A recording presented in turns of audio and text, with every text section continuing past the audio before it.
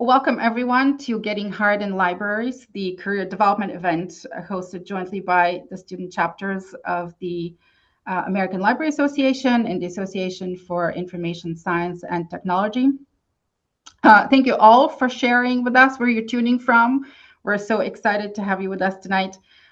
We encourage you to submit your questions in the chat, especially as the discussion progresses. Eddie Lagos, the programming director for the ASIST student chapter, will monitor the chat for us tonight. We want to thank everyone for making the time to attend. And we want to especially thank our three speakers who so graciously agreed to lead this discussion. Jocelyn Kennedy, the Executive Director for the Farmington Public Libraries in Connecticut.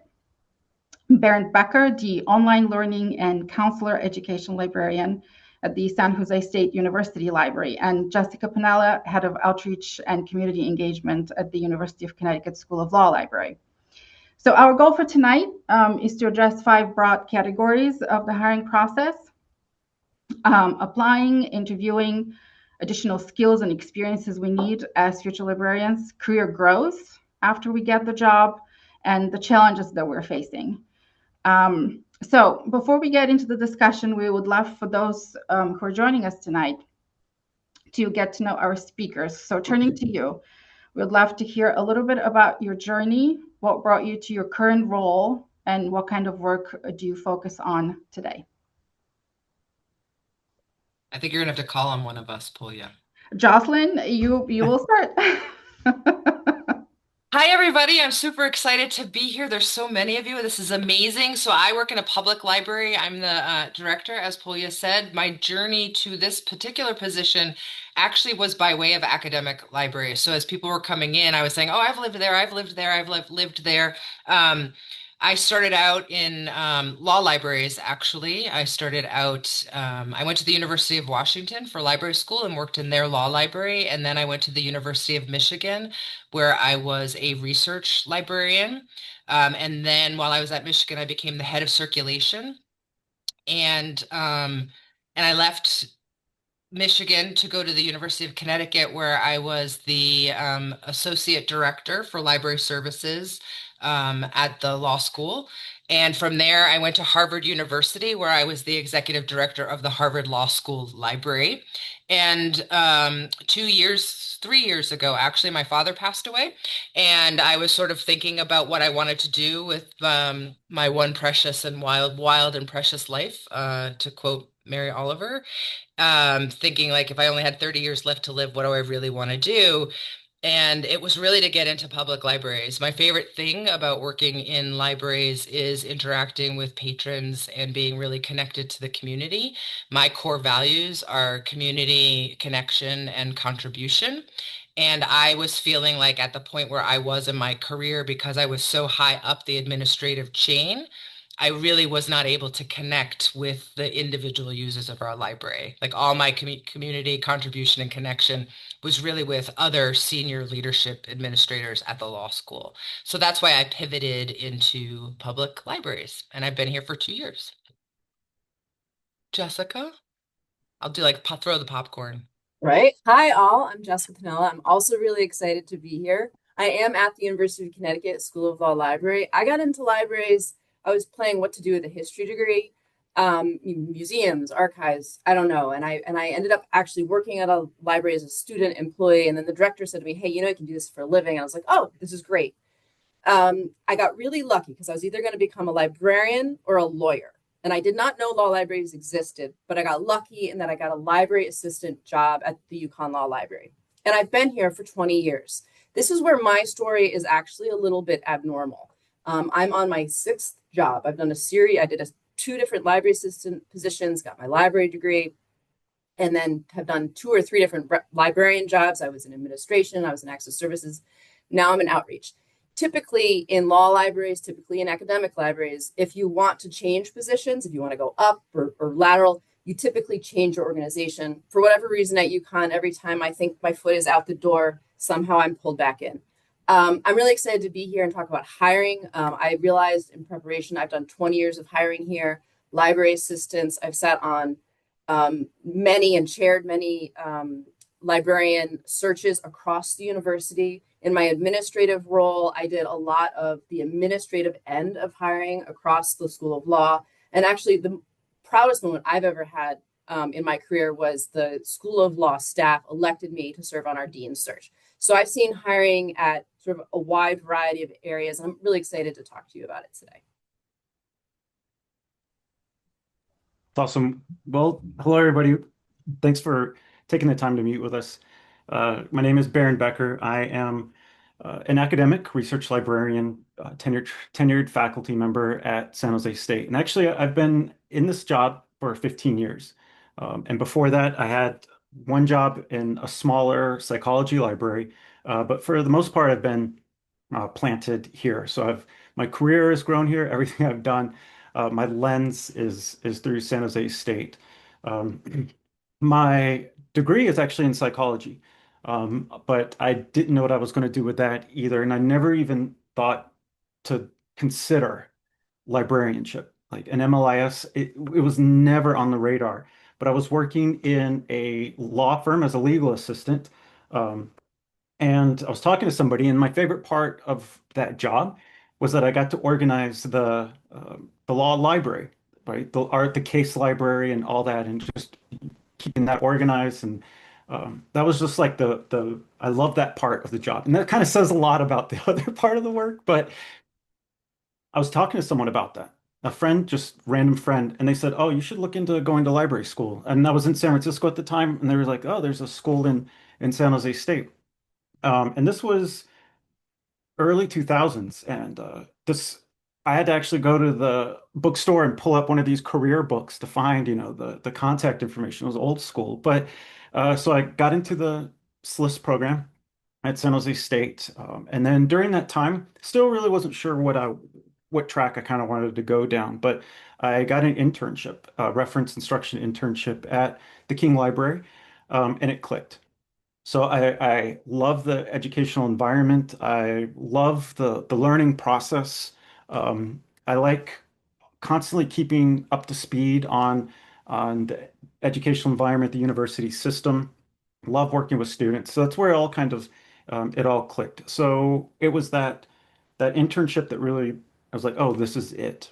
And then after I graduated, there wasn't at the time a position here at the King Library. So I worked at a very small psych library. It was a tiny collection, but it got my feet on the ground, right? I got just some really, really practical experience.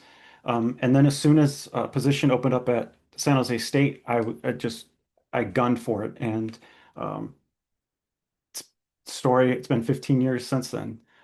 But yeah, thanks. Thank you all. Thank the three of you. I know I said that we do have a plan, but I see there are questions in the chat, and I would like to address those because I would like to honor our attendees. So the first question that came in from Anna Ramirez: do employers care about the classes you took during your time in the program, or does actual experience and internships matter more? Jocelyn, should we start with you again? There we go. It worked. I don't know what was going on. Sorry, here I am. Like unmuting was not a choice for a moment. Do employers care about the classes you took during the time in your program, or does actually? I think it depends on what job you're being hired for. So if you are being hired to be an archivist, a curator, something like that, I think a cataloger, there are some very specific skills that you learn in an archiving program or that you learn if you're on a technical services track. That is really important. Can you learn that at a job? Sure. If you've worked in technical services in a library for 10 years before you went to library school, that's going to matter more to me than whether or not you took a class and know about Dublin Core, right? But certainly having worked in lots of libraries that had lots of different kinds of departments, if I was hiring an archivist, I would want to know that they had actually done an archiving program because there's very specific pieces of information that are that you learn there. And that would matter to me. In my public library job, like I don't really care what classes you took in librarianship generally. because the work that we do in public libraries, so I should say that I work in a sort of small to mid-sized suburban library. In Connecticut, we don't have a county library system, so that's very different from a lot of other parts of the country, including California. Um, so it's a little bit different here. I have 23 FTE, 16 full-time people, and 26 part-time people who work for us, but a total of about 23 full-time equivalent positions. And so people here, everybody does everything. So having specialized in a particular area or having a lot of classwork under your belt doesn't really matter to me. What I really want to know is, can you work with patrons? How do you interact with colleagues? So from my perspective, in a public library, I want to know that you have experience, and it doesn't actually have to be in a library. So I will, if you have library experience, like back end library experience, but you worked in retail, I will interview you not because you have back end library experience, but because you worked in retail. Because working in public libraries is very much like working at the grocery store. And if anybody here has ever worked in a grocery store but hasn't worked in a public library, it is a thankless job and people are mean. And if you can manage the grocery store line, then you can manage just about anything that's happening in my public library. Thank you so much. Mm-hmm. Jessica, I see you nodding your head. Oh, I agree with all of it. I would say you can make us care about the classes you took. So my experience, what we're more interested in is the skills that you picked up. So how did you apply what you learned? But we've never, just for positions at San Jose State, general academic librarian, no, we don't like go through we don't even look at your grades. So that's not it. It's the important thing is what can you bring to the table? What skills do you have? And that's going to include a lot of things, right? Like Jocelyn was saying, the people skills is huge, right? Can you work in a group? Can you work in a culture where there is a number of opposing viewpoints, right? About how to get things done? How can you navigate that? So there's a lot of those skills. But then from the classes, right? What skill did you learn from that class that you mastered that you're going to bring into this and be able to step right in, or bring something new, right? New skills to bring new ideas or new approaches. So it's what you learn from your classes, not the classes that you took. Aside from like these special positions like archivists or that require those.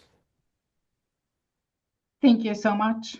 I think the next question that came in is an important one, especially because this is a difficult job market.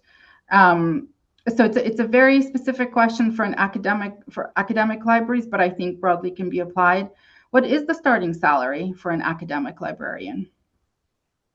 So off the top of my head, I don't know because it's really going to depend. I know this is a national audience. It's really going to depend on regional area. However, either ACRL or ARL, I can't remember which, have the information online regionally, and they'll break it down by like library size. Maybe we can link it later. I don't have it off the top of my head. I think it's ARL, Jessica. Is it ARL? It's very regional. But you can go out there and find information. Now, mind you, these are libraries that provide their statistics. But you can sort of get a general idea. The other thing about a lot of academic libraries is they're going to have hiring bans within the university. So some of that is really set by different universities and colleges.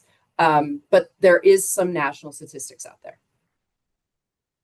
Yeah, that's my experience as well. It really depends. It's even within the CSU, the California State University system, it's a decent range of salaries depending on what campus you're at, because they do take the university, right, takes cost of living prices into account.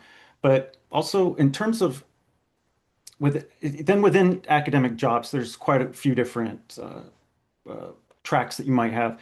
If you're looking at, in my case, we hire for tenure track positions. So if we're looking at a tenure, what you start with, and as you gain tenure and experience, it grows very quickly, right? So I know it's not the answer, what's the starting salary, but it's really what the starting salary should be, what you should be looking for is one that matches and is above the cost of living. What is the cost of living in this place, and making sure that you are going to be able to make it wherever you're at. And then I'll say, because I was in academic libraries for 18 years as a hiring person, um, and Jessica knows me. Jessica actually was on the hiring committee that hired me at UConn. Um, I'm a very frank person, so I will tell you, I left Harvard University 2 years ago. Our opening salary for a reference librarian with a law degree and a master's of library science in Cambridge, Massachusetts was $85,000. That is not a lot of money for the degrees that those people were bringing into the table, nor was it competitive for the market.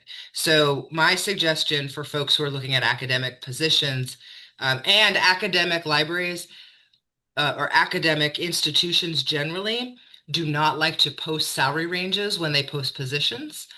You'll see in public libraries that there's a trend in public libraries that we do post salary ranges. It's a diversity, equity, inclusion, and belonging thing, among others. What I would suggest if you're looking at academic jobs is to usually they'll post what the grade is of the position. It's like grade 12 or grade 15 or whatever. Bernd, correct me if I'm wrong, because and Jessica. And then typically you'll be able to find on the HR portion of the website for that grade, that position grade number, what the salary range is. So there's a way you can kind of back in to figure out what it is that they might be offering you as you apply for the job. Um, Most academic institutions that I've worked at will lowball you. So if you do get a job offer for an academic institution, they're going to try to hire you at the lowest range that they can. But they also build room in for negotiation. So you should be negotiating your salary. Don't say yes when they offer you $75,000 because chances are they were prepared to pay you 82.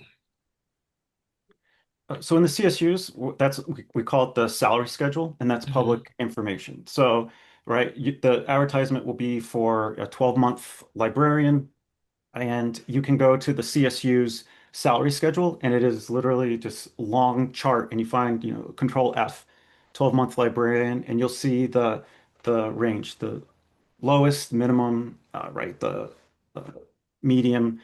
But again, I know people in different parts of the CSU, and it really is so different compared to the location. Bay Area, we have numbers that I think make a lot of people like, dollar signs, but it's like, yeah, it really is. It's matched to the equivalent of like someone in a uh, uh, less cost of living area.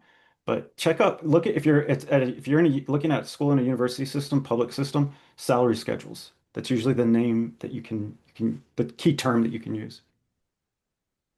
Thank you so much, all three.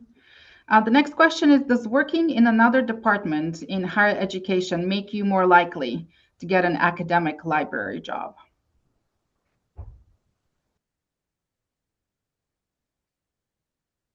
I wouldn't say it. I don't think so. I mean, it would be, you would be able to speak to, oh, I've worked in an academic environment, right? So that it's going to be that foot in the door. You have the culture experience. But I don't think it's not like a check box, right? Okay, they worked in a university, or even they've worked in this university, right? So it could help if you make those connections, but it's not a ticket in. And I was going to say, so it does seem like from some of the questions, one of the themes might be, if you're interested in changing maybe a library sector, maybe you're in school libraries, you want to go academic or academic, go law, like you're sort of thinking about the different ways that you can switch different library sectors, kind of what experiences does that mean? I think my big theme for today is sort of the importance of there's a lot of, we see the cover letter, the the a resume. I When you're looking at 50, you'd be surprised how much sloppiness you see in sort of these applications. And so if you're able to take any job description or an advertisement and sort of translate it to the skills you have and have a really clean cover letter, a very clean resume, you never know what that hiring committee is looking for. And don't make that decision for them. If you're looking at it, you're like, well, I don't have all the preferreds. I was looking at ALA's job postings today. And if you're looking, well, I don't have all the preferreds. Well, you don't know what HR manager or librarian or hiring committee is looking at these applications. So put that application in. You never know sort of what they're looking for, but make sure you're translating those skills and making sure you're translating them for the job that you're applying for, and then doing it really cleanly. Mm-hmm. Yeah, I would plus one that, and I would say like you'd be surprised how many experiences you've had in your life that actually do hit what we're looking for, right? So I mentioned earlier, like I will always talk to somebody who has retail experience. If you've been a server, I want to talk to you. Um, if one of the preferred requirements is attention to detail and you have spelling errors, I'm not even gonna look at your resume. Um, this is like when I was at Harvard, we would get, 200, 300 applications for a position. Like, I don't have time. And that would be like, I could automatically disqualify you for that. But I would be really interested if you had like this unique experience. And I think a lot of people don't realize, like, let's say the job is, you're all kind of, I think right now looking at entry level jobs. But you might be qualified for a supervisory position because you've done a lot of supervision work in other professions, right? And so you might not have as much library experience, but you have a lot of experience supervising people. Apply for that job and really talk about how that supervision in another career field has prepared you to step into a position like this. But even people will be like, I've never done a budget. I'm like, well, were you a chair of a student committee or student organization that put on events like that? Talk about that. Say it's a programming librarian. Well, I've never actually done a program, but have you coordinated a group of people to do a thing? I'm just like sort of amplifying what Jessica's saying and trying to give you some specific examples of ways that you can take what you might think are not relevant experiences and convert them into something that draws the attention of the hiring committee. I think the other thing to recognize, especially for folks who are looking at academic positions, one thing to know, to not get discouraged if you're not getting responses, is because in big institutions, HR, who knows nothing about libraries, usually will do the first review and eliminate people who don't meet the minimum qualifications. Or maybe they met the minimum qualifications, but HR doesn't see that. And so Bernd will never get it. Jessica will never actually even see that resume. A So little that's different something. where Is we're it at. different for you? Yeah, so it we turn the job posting, we turn the requirements, and it's almost like a You have a checkbox. rubric. You have to speak to the bullet points in Yeah. the job posting. Speak to those clearly. That's because we can't, as a state institution, we have to follow a procedure and a form, and we have to provide reasoning um, for every decision that we make. Even just moving, the person next into the next stage, we have to have justifications. You have to give us those justifications.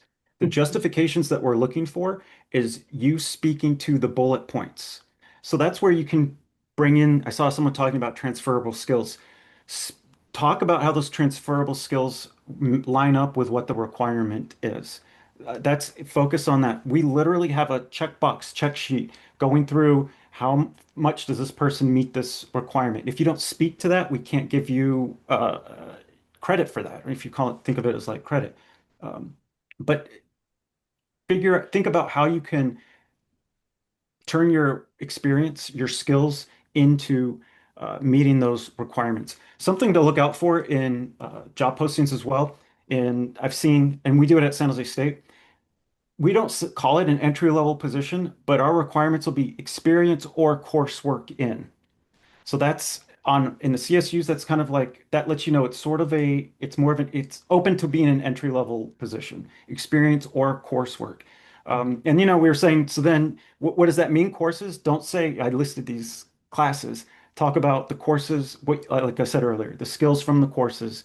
That's the coursework, those skills that you're going to be able to apply to those requirements. Focus on the requirements, right? The cover letter is a little bit of creative writing, right? And just in the presentation and the flow. But we, like Jocelyn was saying, we don't have time for your life story, man. It's like we can't make a decision based on that. If you don't give us something to connect to the requirement. Um, so I'll just look for those also postings, experience or coursework in. That's might give you a heads up. Thank you all. There's a lot of questions are coming in. I'm going to try and combine a few of them and as a way to follow up on the things you've been talking about. And speaking of sort of some of the patterns are coming out of the question. So a lot of people are asking about transitioning into a library career. So we have questions coming from, I'm transitioning from healthcare, I'm transitioning from corporate, I'm looking to move from public to academic, I'm looking to move from academic to law. And they all seem to have this underlying question there seems to be, what are you looking for in that moment of transition? And how do we best present ourselves as candidates? I'll start. I mean, it goes back to what we've said. Really looking line by line through an advertisement or a job description and aligning the parallels. And I'm not coming up with some great examples, but aligning the parallels of, particularly in a cover letter, like how different parts of your experience translate because they do. And that's where, cover letters are so important. I think I saw somewhere someone was talking about is our libraries really using AI to scan resumes? Not, I don't think really, but what we are seeing is we're seeing applicants, writing cover letters with AI. And what we're seeing is that it's kind of sanitizing these cover letters. So don't be afraid to sort of draw these parallels because that's where we're going to see sort of who you are and how your experience can translate and your ability to translate your experience. Because in so many of these settings, we can do I can train you how to be a law librarian. And on plenty of times, particularly in law libraries, and even if you go to the American Association of Law Libraries job website right now, a lot of those positions that I was looking at tonight, they had a lot of wiggle room in the preferreds where they were going to look at, depending on what they got in the pool, they were willing to look at people without that legal experience. But what you're going to want to do is draw those parallels and sort of be able to articulate that, and then they'll be able to look. The AI, they do it when you've got to realize that when we get 50 AI written cover letters, they all sound the same. They're distinguishable. My suggestion, but AI can be helpful. ChatGPT can help you clean up that letter. Sure, have ChatGPT assist you. Whatever it produces, then you need to rewrite it in your own language, right? With your voice and highlight those details again, like Jessica was saying, the connection between what you've done, what you've learned, what you're able to do, and to the requirements. If you can bring in numbers, quantify some stuff, that can be very helpful. So let's say you were in healthcare and you gave a class 3 times a year to 50 people on health education. That's going to translate incredibly well into the instruction part of academic instruction, librarian instruction, providing information resources, working with providing instruction to a wide range of a large demographic. Those numbers you can say, yeah, over the year I taught 4 of these workshops with a cumulative total of there were 80 people. That kind of stuff that's going to stand out against people who don't have that. That really does jump out. And even like weird things, like let's say you've never taught a class, right? Or you've never done, as Bernd's saying, like when I was hiring instructional librarians, I would be interested to talk to somebody who said, I have a vast background in theater and I've been in X number of productions and I'm really confident with public speaking. And so that might not get them an interview depending on what the pool looks like, but that's somebody that I would look at and be like, well, I'm not going to reject them out of hand, because if they are, if they've done a lot of performing, they might have some interesting qualities that will make them successful, because I can teach them how to teach, but I can't teach somebody how to stand in front of people and be comfortable. Well said. Well Just said. as a way. Can I make one more point? Because I'm sort of seeing it kind of a related question in the comments, where this is my kind of my plug for library professional organizations. So let's say you're at a place where you really are interested in learning more about a different library, or you're in a place where maybe you don't really have like a lot of local internship or volunteer experiences. This is where the professional organizations can come in. And I know it's a little bit more money, but it's cheap to join them as students. And in those organizations, you can sort of become involved as a student and meet librarians and network and learn more about it. Librarians, maybe they're not locally near you, but they're willing to talk to you. They're willing to do informal interviews. These organizations are always looking for assistance. So, you start showing up and working within these organizations as well. That is a way to get to know people and sort of get a little bit more experience as well. I have a quick question that came in a bit late, but it harkens back to resumes. Is it really true that academic libraries will hold onto resumes if you're not a perfect fit, but might be a good fit for something else? That has happened at SJSU. So it's been things like the person has applied for the position that's open, but we know that a position's opening up down the road. So we can't take that application and transfer it. But once that job is posted, we can encourage them to apply. We think you might be a good fit for this. You should apply to this position that's opening up. That has happened. So I've been on I was trying to do counting, I think about 17 hiring committees in 15 years. And that has happened about the last 2 or 3 positions that we've hired for. We knew stuff was coming up. There's things in the pipeline because we have to plan that like a year ahead in a lot of cases. So we knew things were coming up, and then we followed up with the person and said, please consider this. And both those people ended up the positions at San Jose State. So we don't hold on to it in the sense of like it's in our folder, right, that we'll go back to. But if you make that impression, you stay with us, right? Because we're looking for a fit, in other places as well, certainly. And to jump in, this is where this application process becomes part of the broader networking process. I know the profession and librarian feels like it's like huge and it's impenetrable, but it can become smaller. And as you get out there, if your resume is out there, or you've maybe had some interviews, but they haven't really gone anywhere, if you're making a good impression, you will stay with people. And I might not have something, but I might be aware that the Connecticut Judicial Branch is going to have something, and they might reach out to me. So it's the network of people, what it is part of how you network, and a way for people to get to know who you are, to speak to that point. And I would also say, don't be scared to apply at an institution for a different job down the line too.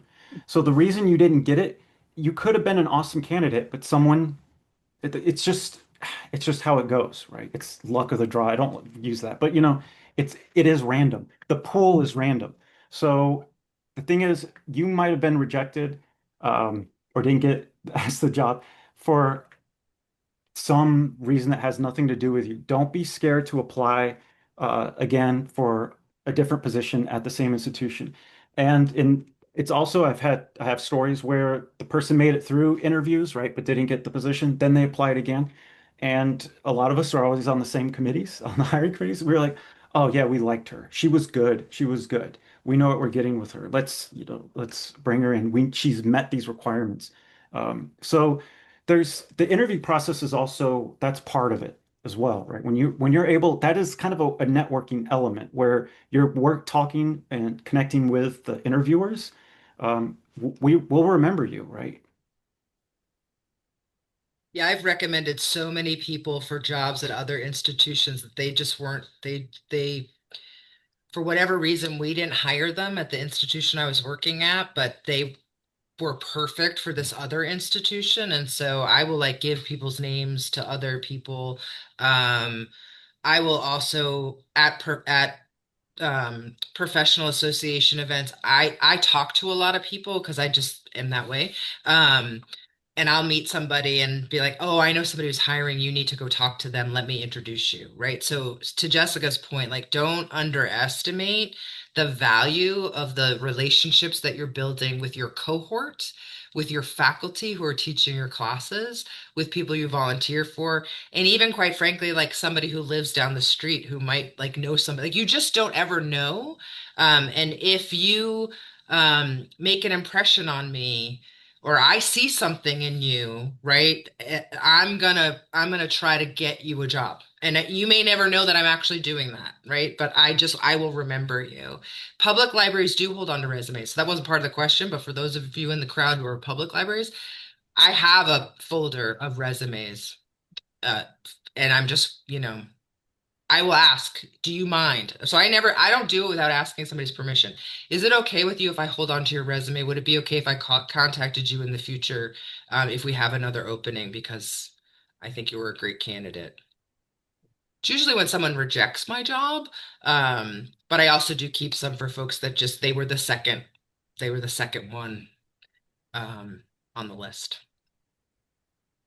Thank you.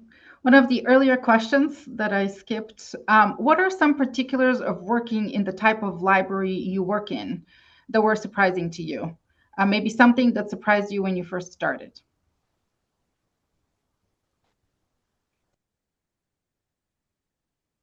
So I'm the one who's had a new job most recently, so maybe I'll go first because it wasn't that long ago, so I can still remember.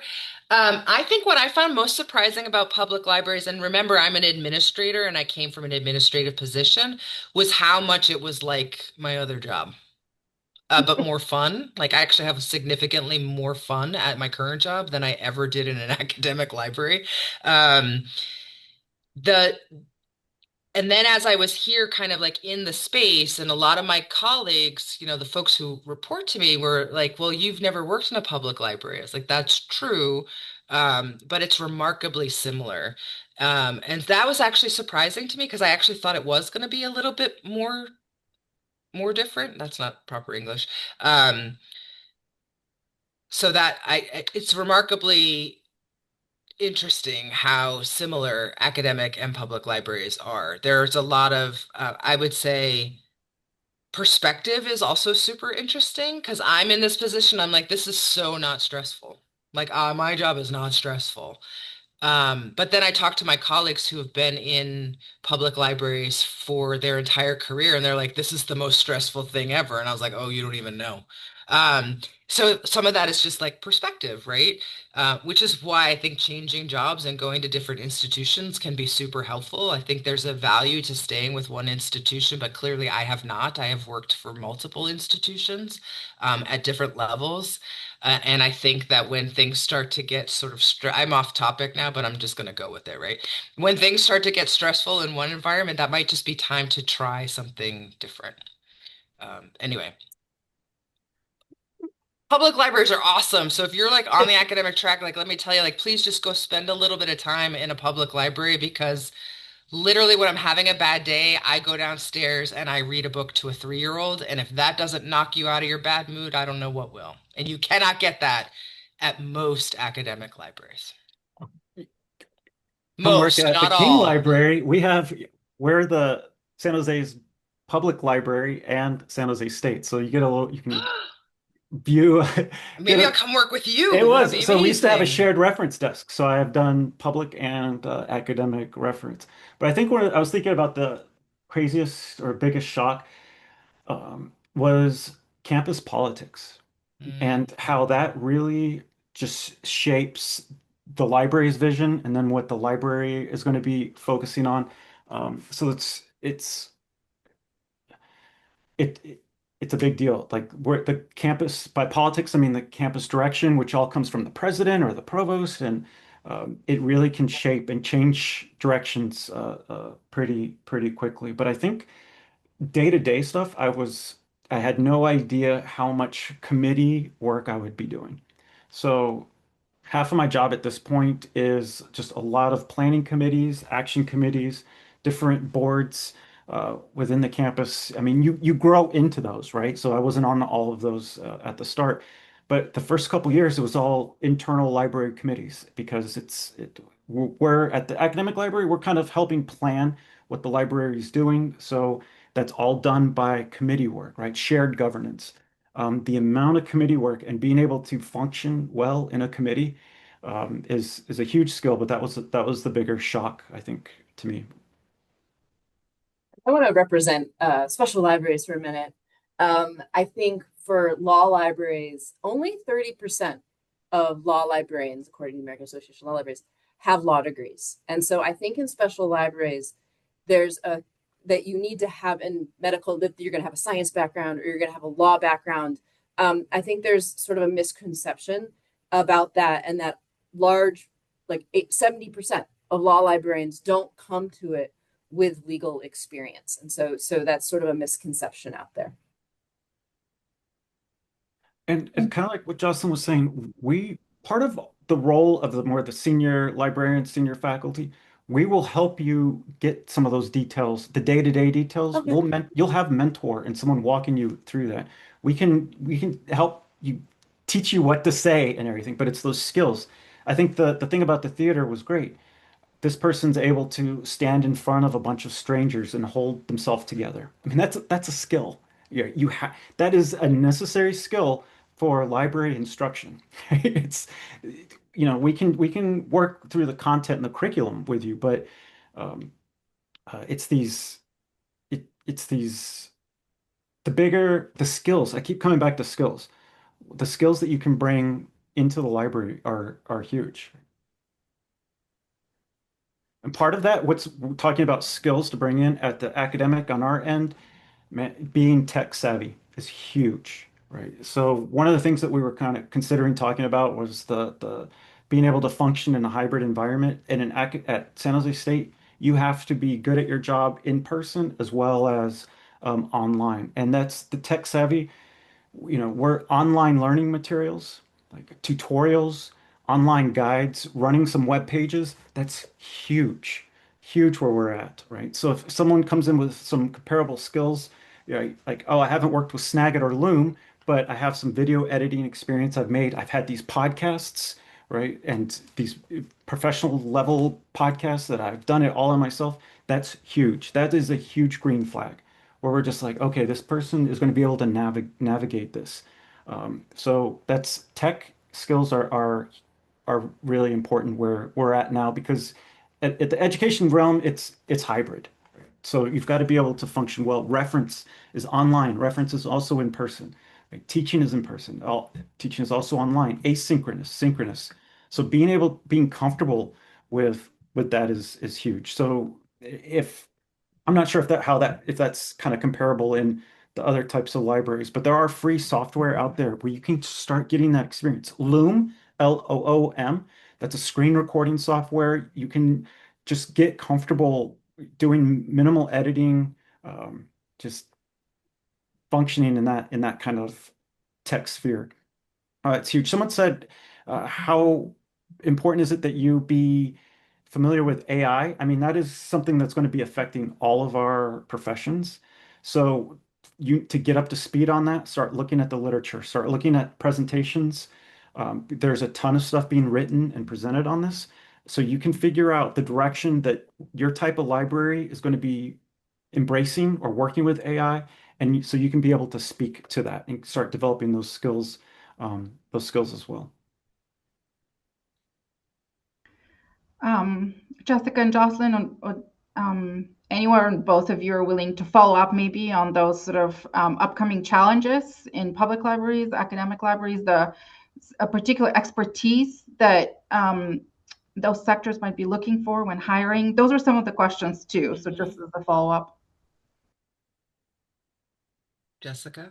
Oh, I can start. I mean, I'll just do it from like a special library perspective. And yeah, the answer is sort of technology and AI and being comfortable. The major legal databases are all using AI, and that's what we're teaching. I think we're at a moment, and this is from, in special libraries, where there's a real big shift coming. But it's all going to be about how we're comfortable with change. I saw someone commenting on change. Change is incredibly, our ability to change is important. So, we're at a moment where we're going to need to be able to innovate and change. But I think at the end of the day, and this is for all libraries, any library you're in, it really also boils down to community. And that's something this technology will never give us. And so I forget the question, so I'm going to pass it to Jocelyn. Challenges, I think, skills, challenges. I want to +1 technology. The more you know about technology, like I think what's interesting to me is sort of when I look at public libraries, there's like people who've been in the profession for a really long time whose technology skills kind of like stopped developing at a certain moment. And then there's a bunch of newer people who are really jazzed and excited about new technologies and have that understanding. And they're really important. Like when I'm looking at the things that I want to accomplish in my library, I'm talking to my staff about, and they're like, I don't even know what you're talking about. I'm like, oh my God.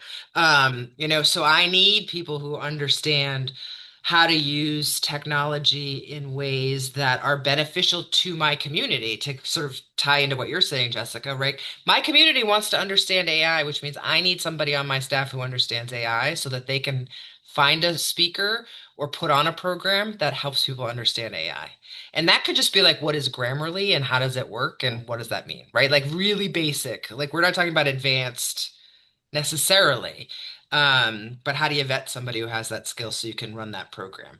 How can you think about using technology to make our work easier, right? Like we're subject to the whims of the government and how they want to fund us. So if I suddenly have to let 15 people go, it would be super helpful if I had somebody on my staff who could really help me think through automating some of the work that we do.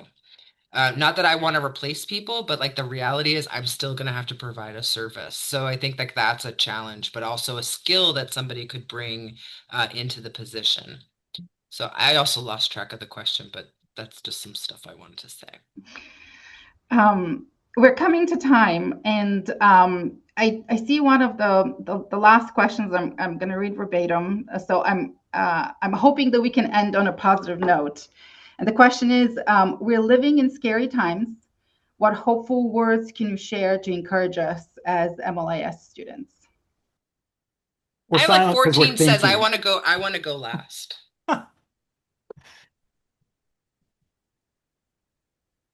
Well, I feel like there's job security in librarianship. There's always going to be a need for librarians, and that's at the same time saying that's always been questioned as well, right? Like, oh, it's the end of libraries. It's, what are librarians going to do? It's because we adapt. Libraries are always adapting.